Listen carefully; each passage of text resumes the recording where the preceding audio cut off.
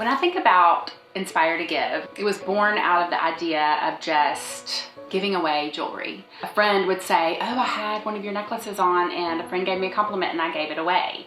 And so it was, it was just that thing where you're like, wow, that's such a cool idea to give something to someone, and for me, I can make 10 more, I can make 10,000 more if I want to. And that's when it hit me. I was like, what if instead of selling individual necklaces, we package them together?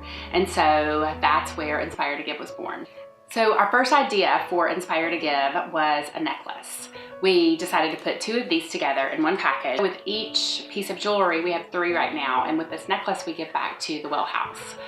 The Well House is a place here in Birmingham that's a nonprofit that helps women who have been in human trafficking, helps them get off the street, and it actually takes them through rehab and teaches them that they're loved and that they have a purpose in life. We love the idea that you can share it with your best friend or share it with your mom or share it with someone who gives you a compliment. But what if you could give it to someone who was least expecting it, or someone who you're sitting in the coffee shop and she's having a bad day and you can tell and you just walk over and give her something. And so that's kind of where what we want to do is we want to inspire you to give it away to someone. With the Gabby bracelets, it was easy because one of my great friends, Tracy Minotti, her daughter, Gabby, passed away from mitochondrial disease. And she used to make these bracelets and she would call them her Gab Gab bracelets. And so we had always talked about I was trying to help her get a little tag to put on them and, to honor Gabby with those bracelets. And so when Gabby passed away, Tracy didn't make the bracelets as much anymore. And so I called her and I was like, hey, do you mind if I do that? And I do it in Gabby's honor. And so what we do with these bracelets, they come in 6 different colors, 6 different pairs, and we donate to the Mitochondrial Foundation in Gabby's honor.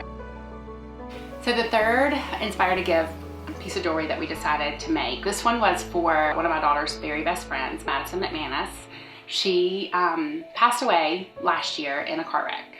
We knew, immediately that we had to do something for Madison, and it was great because we kind of created something that we felt like she would like.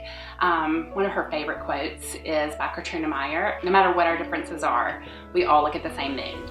And so that just resonates so strongly with us now. With this one, we decided to keep it here in Birmingham, and we are donating to the Birmingham Crisis Center.